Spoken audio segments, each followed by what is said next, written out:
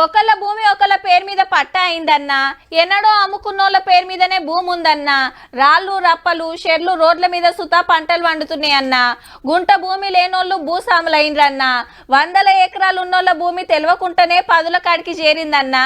అంతా ధరణి పుణ్యమే. మొత్తం తప్పులు మారవాలని రైతులు తిరిగి తిరిగి యాస్టకొచ్చిండ్రు. వాళ్ళంతా జరంత నిమ్మలవడే ముచ్చటిది.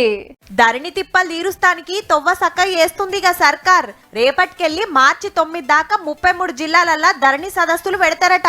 పాత సర్కార్ల భూముల రికార్డులు ఆన్లైన్లకు ఆగమాగం ఎక్కినాయి.